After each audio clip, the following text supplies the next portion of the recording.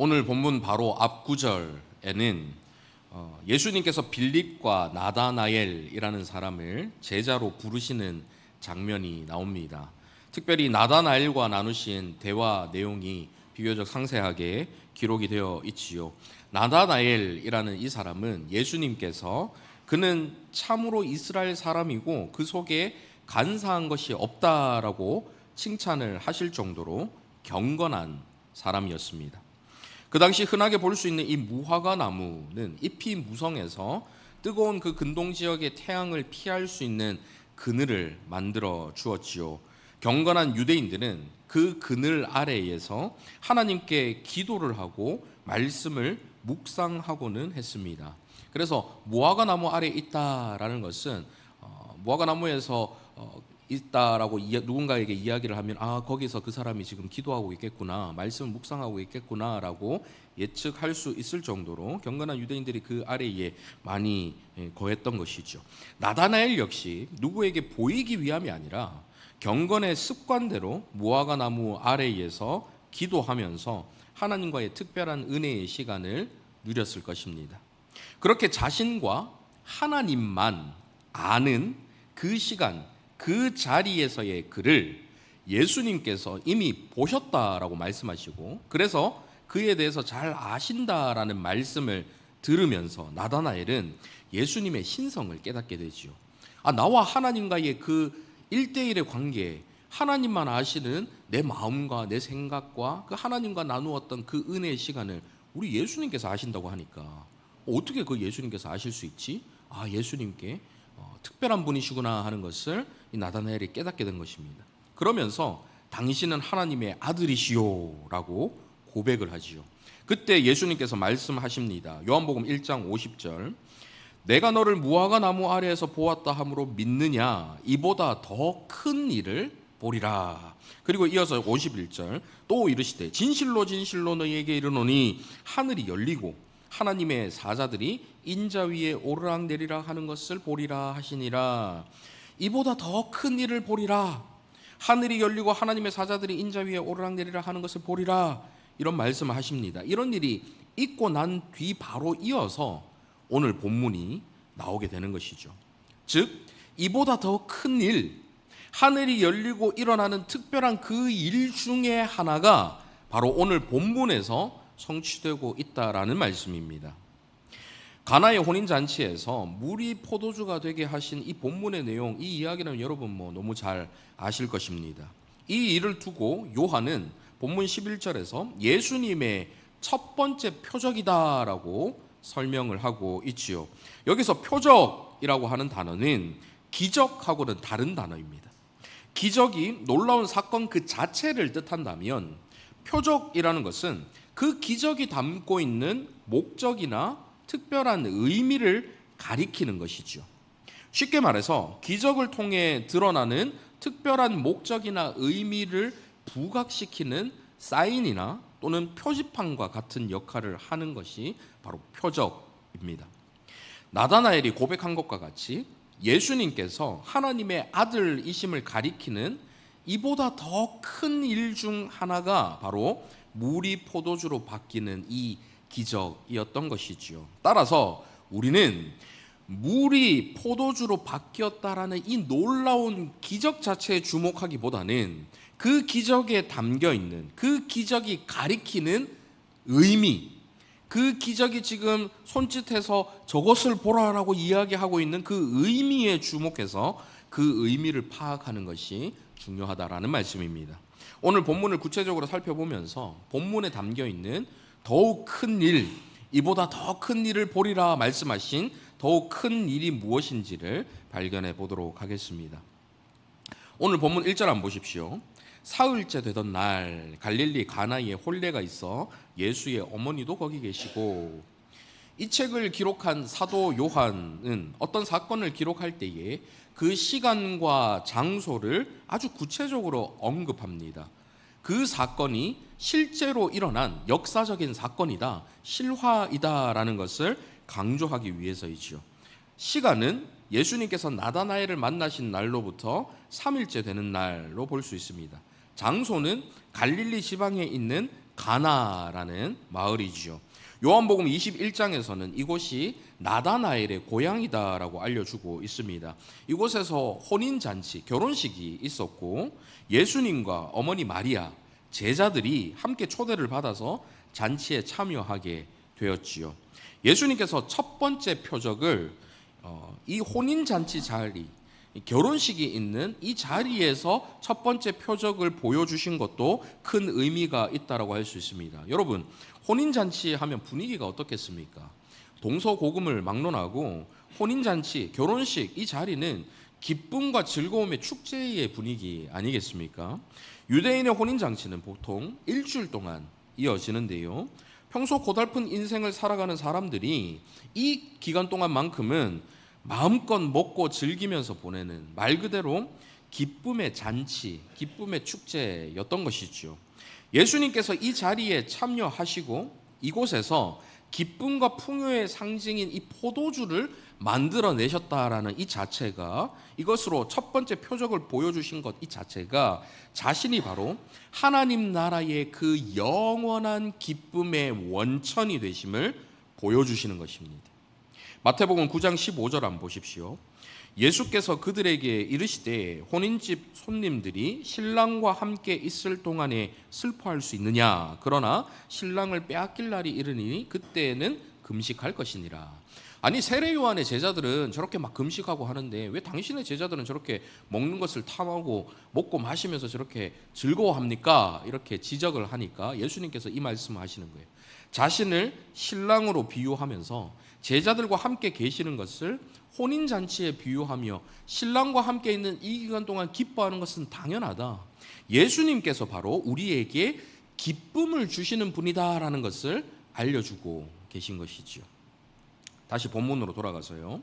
본문 3절을 한번 보십시오.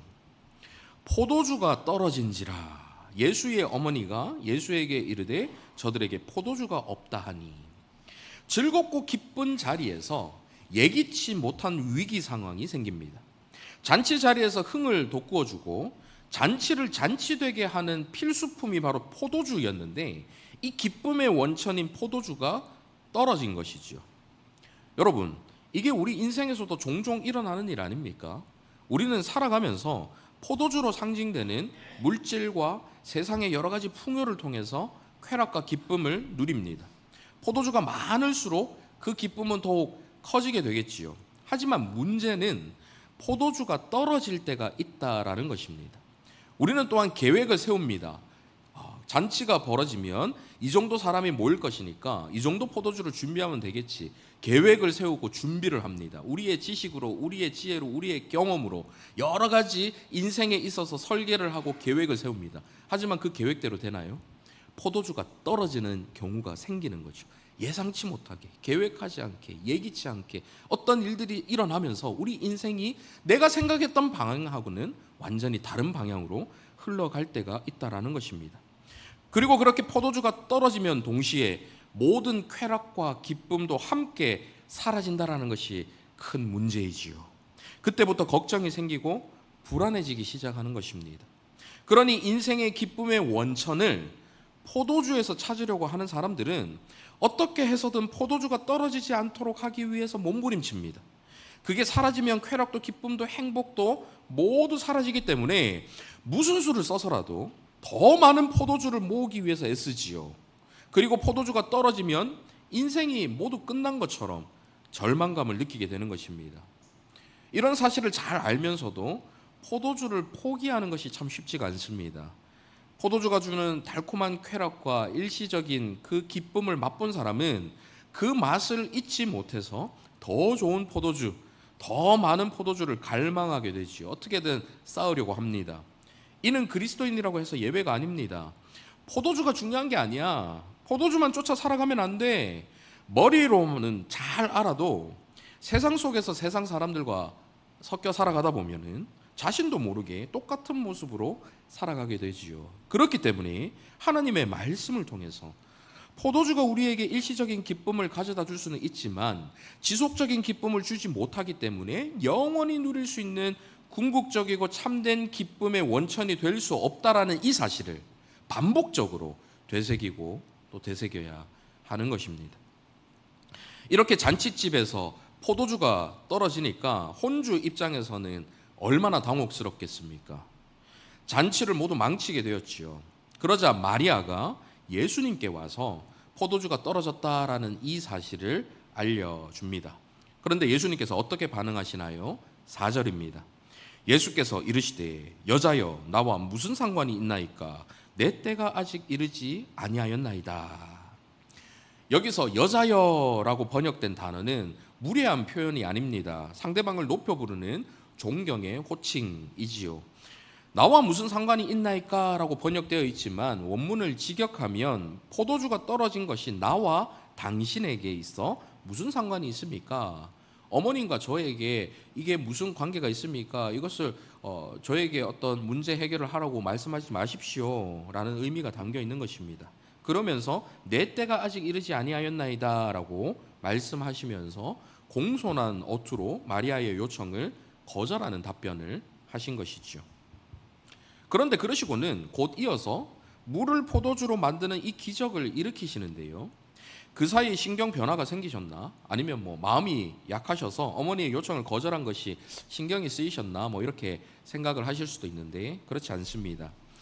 마리아는 이 아들 예수가 평범한 사람이 아니라 메시아이심을, 하나님의 특별한 사람임을 알았기 때문에 예수님께 이 문제를 가져가면 어떤 방식으로든 해결해 주실 것이라는 믿음이 있었을 것입니다. 예수님께서 메시아로 오셔서 어떤 사명을 갖고 계신지는 전혀 고려하지 않은 채 지극히 인간적인 관점에서 그 특별한 능력으로 눈에 보이는 인간적인 문제를 해결해 달라라는 요청이었지요. 이를 조금 더 극단적으로 보면요, 예수님께서 광야에서 시험을 받으실 때에 돌을 떡으로 만들어서 배고픔이라는 인간적인 문제를 해결하라라는 이 말과 별로 다르지 않은 요청인 것입니다. 예수님께서 지금 예의를 갖추시지만 단호하게 거절하고 계시는 그 이유는 바로 이러한 인간적인 관점의 요청에 대한 거부인 것이죠. 내가 이 땅에 온 것이 이런 문제를 해결하기 위함이 아니다. 눈에 보이는 일시적인 문제를 해결함이 아니다라는 것을 알려주시는 것입니다. 아직 이르지 않은 내 때라는 것은 바로 십자가의 죽음과 부활을 통해 자신에게 주어진 구원의 사명, 예수님께서 메시아로 이 땅에 오셔서 진짜로 이루어야 하실, 성취하셔야 하실 진짜 목적, 그 목적을 이루실 때가 이르지 않았다라는 것을 보여주는 것입니다. 이를 통해서 예수님께서 이 땅에 오신 것이 고작 포도주가 떨어진 문제, 채워주셔도 다시 떨어지게 될, 아무리 채우고 채워도 다시 떨어질, 포도주는 다시 떨어지잖아요. 그 문제를 해결하기 위함이 아니다라는 것을 알려주고 계신 것이죠. 그런데 많은 사람들이 포도주가 떨어진 문제를 해결하기 위해서 예수님을 찾습니다. 그리고 포도주를 더 얻게 해달라고 요청을 하지요. 사업의 형통이라는 포도주, 회사에서 승진이라는 이런 포도주, 여러 가지 우리가 일상생활 속에서 구하고 있는 현실적인 문제들, 주님 포도주가 떨어졌어요. 주님 저에게 쾌락과 기쁨을 주는 이 포도주가 떨어졌어요. 주님 저에게 얼마나 더 많은 포도주를 가져다 줄 수 있는 이런 것들을 저에게 주십시오. 눈앞에 포도주, 눈앞에 보이는 포도주만 집중하고 주님께 요청하는 이런 경우들이 많이 있습니다. 예수님께 나와서 온통 이런 포도주만 요청하는 것이지요.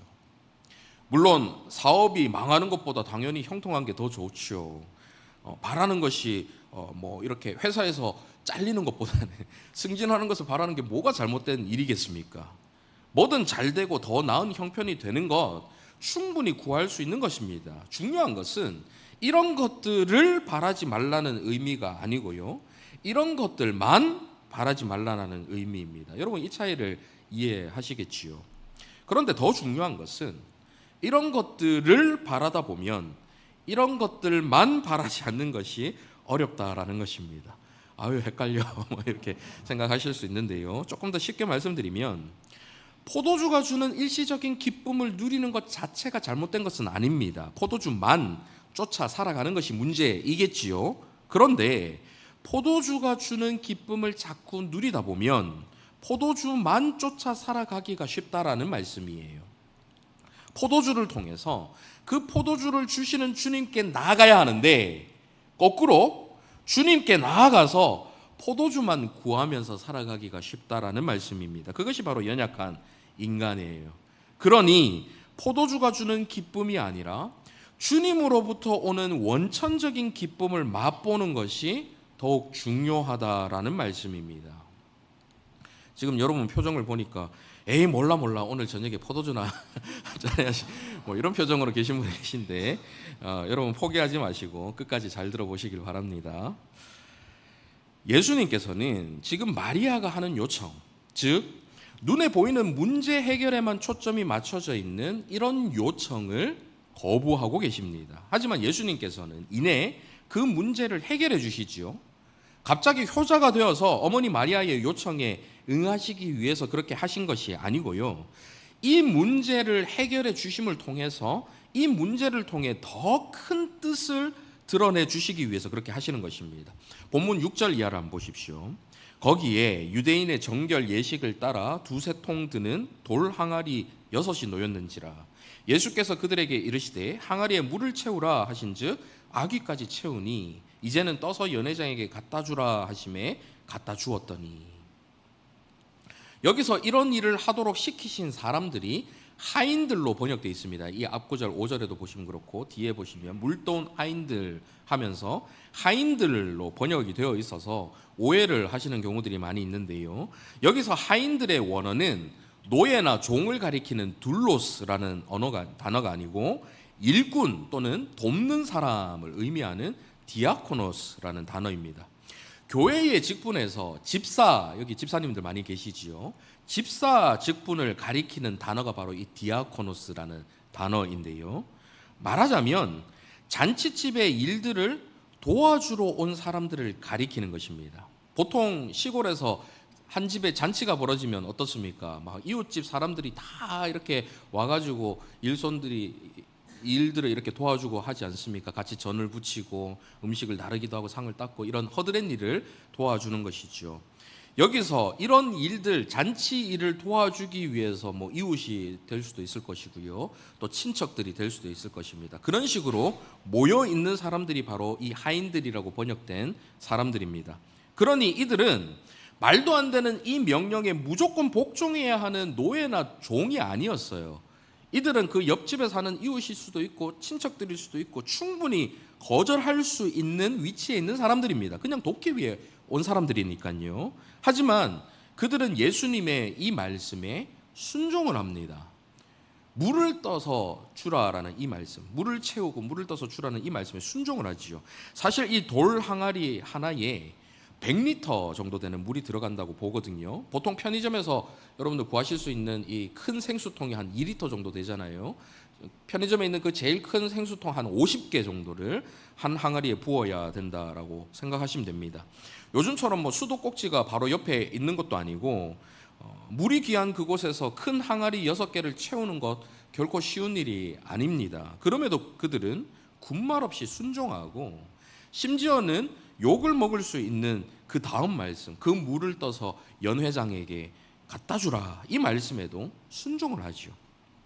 오늘 본문이 초점을 맞춘 메시지는 아니지만 이들의 이 순종을 보면서 오늘날 디아코노스, 교회에서 직분을 맡으신 분들, 집사님들, 권사님들, 장로님들, 이 직분자들께서 여러분들이 하나님의 말씀에 어떻게 순종해야 하는지를 엿볼 수가 있습니다. 비록 내 생각과 다르다 할지라도, 내 상식에 어긋난다 할지라도 주님께서 하시는 말씀이라면, 주님의 몸된 교회를 온전히 세우고 주님의 뜻을 실현시키는 일이라면 묵묵하게 순종하는 이러한 모습이 우리 가운데도 필요하다라는 것이지요. 아무튼 잔치의 모든 행사를 관장하는 이 연회장은 물로 된 포도주를 맛보고는 그 맛에 극찬을 아끼지 않습니다. 그리고는 포도주가 떨어져서 위기를 맞은 그 잔치집이 문제를 해결해 주신 예수님 덕분에 기쁨을 잃지 않고 더 큰 기쁨을 누리게 되었다라는 것이 표면적으로 보이는 오늘 본문의 이야기입니다. 오늘 본문에서 등장하는 인물들을 보통은 두 부류의 사람들로 구분을 합니다. 여러분 9절 한번 보십시오. 같이 한번 읽어보실까요? 9절 시작. 연회장은 물로 된 포도주를 맛보고도 어디서 났는지 알지 못하되 물 떠온 하인들은 알더라. 연회장이 신랑을 불러. 한 부류는 연회장으로 대표되는 하객들입니다. 이들은 포도주를 맛봅니다. 즐깁니다. 하지만 그것이 어디서 났는지 알지 못하지요. 그저 포도주의 맛을 즐기고 더 좋은 포도주를 갈망하는 부류의 사람들입니다. 이 포도주가 어디서 났는지, 자신들이 지금 누리고 있는 이 복과 이 즐거움과 이 기쁨의 원천이 누구로부터 기인한 것인지 전혀 관심도 없고 알지도 못하지요. 대신 그들은 포도주의 맛에 대해서는 기가 막히게 분석합니다. 와, 이 정도 포도주면 1947년산 샤토 슈발 블랑 정도는 되겠는데, 아니야, 이 정도면 프랑스 루이 15세가 즐겨 마시던 샤토 라피트 로칠드 이것보다 더 나은 것 같아. 여러분 아시나요? 저는 잘 모르지만 어쨌든 기가 막히게 이 포도주의 맛은 잘 분석을 해요. 이 포도주를 즐기는 것은 잘합니다. 하지만 이 즐거움의 원천이 어디인지, 이 기쁨을 주신 분이 누구신지, 우리에게 지금 건강을 주시고 우리가 누리고 있는 이 행복을 주신 분이 누구신지에 대한 관심이 없습니다. 누가 주신지 알지 못해요. 이 부류의 사람들은 어떻게 하면 더 좋은 포도주를 맛볼지, 어떻게 하면 더 많은 포도주를 가질지 온통 관심이 포도주에만 가 있는 거예요. 그리스도를 알지 못하는 세상 사람들을 가리킨다라고 볼 수가 있습니다. 또 다른 한 부류의 사람들은 바로 물 떠온 하인들입니다. 이들은 물이 포도주로 바뀌는 이 놀라운 기적을 직접 경험했습니다. 연회장은 물로 된 포도주를 맛보고도 어디서 났는지 알지 못하되 물 떠온 하인들은 알더라. 이 하인들은 비록 포도주의 맛을 즐기지는 못했을지 모르지만, 이 포도주가 무슨 샤또 뭔지 이런 거는 분별할 수 없을지 모르지만, 이 포도주가 지금 어디서 났는지는 아는 자들이었죠. 자신들이 누리고 있는, 이 땅에서 누릴 수 있는 이 기쁨과 행복의 원천이 누구로부터 기인된 것인지 이들은 머리로 아는 사람들입니다. 예수님께서 바로 물을 포도주로 바뀌게 하는 놀라운 일을 하시는 분이라는 사실을, 그 예수님에 대해서 주목하고 그 사실을 아는 자들이었죠. 이 부류의 사람들 중에는 예수님에 대해서 마치 마술사와 같이, 야, 놀라운 일을 행하는 사람이구나, 특별한 사람이라고 여기는 사람도 있었을 거고, 그것을 뛰어넘는 신적 권위를 가진 분이라고 어렴풋이 생각한 사람들도 있었을지 모릅니다. 복음을 듣고 교회를 다니면서 예수님에 대해서 아는 사람들, 예수님이 놀라운 기적을 일으키신 특별한 분이시다라는 것을 아는 사람들이 바로 이 부류의 사람들이라고 할 수가 있습니다. 지금 이 자리에서 예배를 드리고 말씀을 듣고 계시는 여러분들은 아마도 이 두 부류의 사람들 중에 최소한 이 물떠온 하인들과 같은 이 부류의 사람들 안에 속해 있다라고 볼 수 있겠지요. 물론 이 안에서도 몸은 여기 와 계시지만 온통 포도주에만 관심을 갖고 계신 분들은 첫 번째 이 부류와 이 두 번째 부류 사이에 이 경계에서 왔다 갔다 하고 계실지도 모르겠습니다. 보통은 이렇게 두 부류의 사람들로 분류를 해서 물떠온 하인들만이 알 수 있는 예수 그리스도에 대한 지식을 갖고 놀라운 기적을 통해 누릴 수 있는 그 기쁨을 누리며 살아가라라는 권면을 우리는 많이 듣습니다. 하지만 저는요, 오늘 본문에서는 두 부류가 아니라 세 부류의 사람들로 구분을 해야 한다라고 봅니다. 그리고 이 마지막 세 번째 부류의 사람들이 오늘 본문의 이야기에서 예수님 다음으로, 아니요, 조금 더 과장해서 말씀드리면 예수님만큼 핵심이 되는 주인공들이라고 믿습니다. 전체 이야기에서 딱 두 번 언급되는 사람들인데요, 바로 제자들입니다. 본문 11절을 함께 읽어보겠습니다. 시작. 예수께서 이 첫 표적을 갈릴리 가나에서 행하여 그의 영광을 나타내심에 제자들이 그를 믿으니라. 오늘 본문에서 가장 중요한 구절입니다. 이 구절이 없으면 사실 오늘 이야기가 가장 중요한 의미를 잃어버리게 됩니다. 앞서 기적과 표적은 다르다라는 말씀을 드렸지요. 요한은 의도적으로 세메이온, 즉 표적이라는 단어를 이곳에서 사용을 합니다. 물이 포도주가 된 것은 사람들을 놀라게 하는 기적 자체가 중요한 것이 아니라 그 기적이 가리키는 의미가 무엇인지에 주목하게 하는 표적이다라는 것이지요. 여러분, 물은 H2O, 즉 두 개의 수소와 한 개의 산소 원자가 결합한 형태의 물질입니다. 포도주는 6개의 탄소, 12개의 수소, 그리고 6개의 산소로 구성된 포도당이 발효를 하면서 에틸 알코올과 이산화탄소로 변하게 되는 과정에서 생기는 완전히 다른 물질이에요. 이렇게 원자의 구성 자체가 다른, 본질적으로 완전히 다른 물질로 바뀌는 일이 단순히 물을 떠서 나르는 행위를 통해 어떻게 일어날 수가 있을까요? 여기 이 자리에 과학을 또 전공하신 분들도 계신데 이게 과학적으로 가능한 일입니까? 불가능하지요. 이것은 명백하게 새 창조의 기적입니다. 무에서 유를 창조하신 창조주 하나님만이 하실 수 있는 일이지요. 그 어려운 일을 우리 예수님께서 해내셨네요. 그것도 빛이 있으라 말씀으로 모든 일을 이루신 그분처럼 떠다 주어라 한마디의 이 말씀으로 새 창조의 기적을 일으키고 계신 것입니다. 이것이 무엇을 의미할까요? 예수님께서 바로 하나님이심을 뜻하는 것입니다. 요한은 이 표적을 통해서, 물이 바뀌는 이 기적을 통해서 알려주고자 하는 것, 가리키는 것, 표적을 통해 예수님께서 그 영광을 나타내신 하나님이심을 보여주고 있는 것이죠. 오직 하나님만이 소유하신 영광을 나타내셨다라고 요한은 기록하고 있습니다. 하나님만이 소유하신 이 영광을 구약에서는 주로 귀로 듣기만 했습니다. 출애굽기 33장을 안 보십시오. 18절 이하인데요. 모세가 이르되 원하건대 주의 영광을 내게 보이소서. 여호와께서 이르시되 내가 내 모든 선한 것을 내 앞으로 지나가게 하고 여호와의 이름을 내 앞에 선포하리라. 나는 은혜 베풀 자에게 은혜를 베풀고 긍휼히 여길 자에게 긍휼을 베푸느니라. 또 이르시되 내가 내 얼굴을 보지 못하리니 나를 보고 살 자가 없음이니라. 여호와께서 또 이르시기를 보라 내 곁에 한 장소가 있으니 너는 그 반석 위에 서라. 내 영광이 지나갈 때에 내가 너를 반석 틈에 두고 내가 지나도록 내 손으로 너를 덮었다가 손을 거두리니 내가 내 등을 볼 것이요 얼굴은 보지 못하리라. 그리고는 34장 5절 이하입니다. 여호와께서 구름 가운데에 강림하사 그와 함께 거기 서서 여호와의 이름을 선포하실세 여호와께서 그의 앞으로 지나시며 선포하시되 여호와라 여호와라 자비롭고 은혜롭고 노하기를 더디하고 인자와 진실이 많은 하나님이라. 하나님의 영광을 하나님께서 이렇게 들려주시는 거예요. 그 영광을 바라볼 때 사람이 죽을 수밖에 없기 때문에 하나님의 그 영광을 지나가면서 귀로 들을 수 있도록 들려주시는 것입니다. 모세는 지나가시는 하나님의 영광을 얼핏 보았습니다. 그리고 선포되는 그 음성을 들으면서 하나님의 영광을 경험하지요.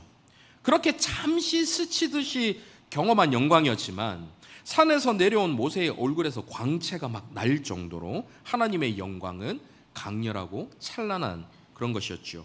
이렇게 선포된 하나님의 영광이 요한복음에서, 신약에서 어떻게 나타납니까? 요한복음 1장 14절 같이 한번 읽어보시겠습니다. 시작. 말씀이 육신이 되어 우리 가운데 거하심에 우리가 그의 영광을 보니 아버지의 독생자의 영광이요 은혜와 진리가 충만하더라. 말씀이 육신이 되어 우리 가운데 거하심에 우리가 그의 영광을 보니, 영광을 이제 보니 아버지의 독생자의 영광이요 은혜와 진리가 충만하더라. 그 다음 슬라이드 한번 띄워주십시오. 출애굽기 34장 6절과 요한복음 1장 14절을 같이 한번 보십시오. 구약에서 여호와 하나님의 성품을 드러내는 인자와 진실, 인자와 진실이 많은 하나님이라. 이 인자와 진실이 바로 요한이 지금 요한복음 1장 14절에서 선언하고 있는 은혜와 진리가 충만하더라라는 은혜와 진리 같은 단어입니다. 구약에서 하나님의 영광을 드러내며 인자와 진실이 많은 하나님의 이 성품을 드러내는 같은 단어를 요한이 가지고 와서 그 단어를 누구에게 적용하고 있습니까? 바로 예수님에게, 예수님에게 적용하고 있는 것이죠. 말씀이 육신이 되어 우리 가운데 거하심에 우리가 그의 영광을 본다라고 합니다. 하나님의 영광을 보면 죽기 때문에 구약에서는 구름에 가려진 이 영광을 스치듯 보며 듣기만 했던 것을 말씀이 육신이 되어 우리 가운데 거하시는 그리스도를 통해서, 예수 그리스도를 통해서 이제는 그의 영광을 볼 수 있게 된 것입니다. 찬란한 하나님의 영광을 인간의 육신에 가두어서 우리가 볼 수 있는 만큼, 우리가 소화할 수 있는 만큼만 보여주신 분이 바로 예수 그리스도이신 것이죠. 이렇게 그리스도를 통해 하나님의 영광을 보게 된 제자들이 어떻게 했다라고 나옵니까? 오늘 본문 11절인데요. 제자들이 그를 믿으니라. 어떻게 믿었을까요? 하나님으로. 그전에는 특별한 일을 행하는 특별한 사람, 놀라운 선지자, 랍비 중에 한 사람, 예레미야나 다른 선지자 중에 하나인 것 같습니다. 세상 사람들이 이야기하는 것, 주변 사람들이 이야기하는 것, 포도주만 즐기는 사람들은 이것을 믿지 못하죠. 알지 못하죠. 물도온 하인들 중에도 이 사실을 아는 사람이 있을지 모르겠지만 오늘 본문에서는 세 번째 부류인 이 제자들이 그를 믿으니라. 예수님을 하나님으로 믿는 사람들이 나타나게 된 것입니다. 가장 중요한 구절이죠. 물이 포도주로 바뀐 것, 마리아가 어떻게 하고 물도온 하인들이 어려운 순종을 해서 그 순종을 우리가 배워야 되고, 인생에서 찾아오는 문제들과 위기 상황을 예수님께 아래서 예수님께서 그것을 극복해 주신다, 이런 이야기들도 다 좋지만 오늘 본문의 이야기를 통해 요한이 전하고자 하는 핵심 중에 핵심은 바로 제자들이 그를 믿으니라, 이것입니다. 예수님은 이 놀랄만한 기적을 보여주시면서 사람들 앞에서 으쓱해 보이시려고 이런 일을 일으키신 게 아니에요. 예수님이 곧 하나님이심을 믿게 하기 위한 표적으로 이 놀라운 기적을 보여주신 것입니다. 그래서 눈에 보이는 포도주만 추구하는, 있으면 기쁘고 없으면 기쁨도 사라지는, 언제 어떻게 떨어질지 모르는 그 포도주만을 추구하는 허무한 인생이 아니라 근본적인 기쁨, 누구도 빼앗을 수 없는 영원히 마르지 않는 그 참되고 풍성한 기쁨을, 그 기쁨의 원천이신 예수 그리스도 안에서 누릴 수 있다라는 이 사실을 믿게 해 주시는 것입니다. 우리가 오늘 말씀을 통해서, 오늘 본문을 통해서 이 믿음을 가져야 하는 것이죠. 오늘 말씀을 통해 우리 주님께서는 동일한 목적으로 저와 여러분 앞에 다가오십니다. 그리고 말씀하시지요. 봤지? 옛날에 이런 일이 있었던 거 봤지? 내가 보여준 표적, 첫 번째 표적이야. 그 표적 너희들도 잘 봤지? 이제는 제자들이 그를 믿으니라가 중요한 게 아니야. 이제는 너희들 차례야. 예수께서 이 첫 표적을 갈릴리 가나에서 행하여 그의 영광을 나타내심에 서울에 사는 김송이가 그를 믿으니라. 이 아무개가 그를 믿으니라. 그래서 더 이상 포도주가 주는 일시적인 기쁨 추구하지 않고 영원의 가치를 지닌 참된 기쁨을 주시는 예수면 다다. 예수면 다다. 오직 예수 한 분만 내게 있으면 아무것도 두려울 것 없고, 오직 예수 한 분만 내게 있으면 아무것도 부족한 것 없고, 오직 예수 그리스도 그분만이 내 인생의 전부다 고백하기를 원하시는 것입니다. 포도주가 바뀌는 거, 예수님 앞에 오면 그 문제 해결되겠죠. 하지만 그 문제 해결에만 집중하지 마. 그 문제를 해결해 주시는 예수님을 바라보라. 그 예수님이 누구신지를 바라보라. 그 예수님이 지금 어디 계신지를 바라보라. 그 예수님이 지금 저와 여러분에게 어떤 분이신지를, 어떤 관계가 있는 분이신지를 바라보라. 이런 고백을 억지로가 아니라 기꺼이 할 수 있도록 그분께서 오늘 말씀으로 친히 임하셔서 저와 여러분의 마음을 두드리고 계신 것이죠. 사랑하는 성도 여러분, 예수님이 오시리라 예언된 메시아, 곧 참된 그리스도이십니다. 예수님이 바로 하나님의 아들, 곧 동등한 신성을 가지신 하나님이십니다. 여러분, 그 예수님께서 주시는 그 기쁨을 맛보고 나면요, 마치 시원한 사이다의 맛을 아는 사람은 그 사이다를 담은 흔적이 조금 남아있는 병 맛을 그리워하지 않습니다. 병맛을 추구하지 않아요. 그 안에 담겨있는 사이다의 그 시원한 맛을 추구하지 병맛을 자꾸 추구하는 어리석음을 보이지 않습니다. 진짜 명품 가방을 가진 사람은 아무리 비슷하게 꾸며도 짝퉁, 모조품에 관심을 두지 않습니다. 예수 그리스도 안에서 참 기쁨을 맛본 사람은 굳이 다른 기쁨을 찾아가라 해도 찾아가지 않습니다. 왜요? 그것이 진짜 기쁨이란 걸 알기 때문입니다. 저와 여러분이 이 땅에서 추구해야 하는 것은 조금 한 방울 남아 있어서 그 맛을 조금 볼 수 있는, 그렇지만 온통 병맛으로 뒤덮인 사이다 병을 추구하는 게 아니에요. 그 속에 담겨있는 진짜 기쁨을 추구해야죠. 예수 그리스도를 만남을 통해서 누릴 수 있는 그 참된 기쁨을 추구하며 살아야 하는데, 아직도 많은 사람들이 그 병맛을 추구하는 것입니다. 포도주를 쫓아 살아가는 거예요.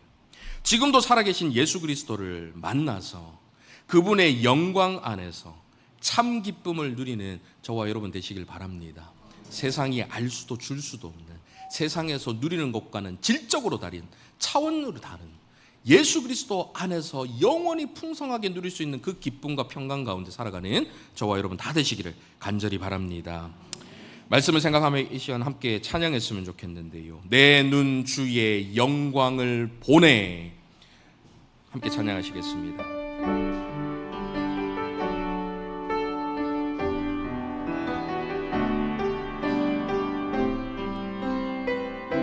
이 땅에 오셔서 그 영광을 보게 하신 주님 앞에 내 눈 주의 영광을 보내. 우리 가운데 계신 주님, 그 빛난 영광 온 하늘 덮고 그 찬송 온 땅 가득해.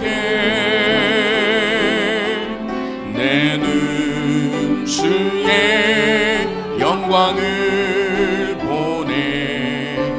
찬송 가운데 서신 주님의 얼굴을 온 세상 향하네. 권능의 팔을 드셨네. 주의 영광 이곳에 가득해.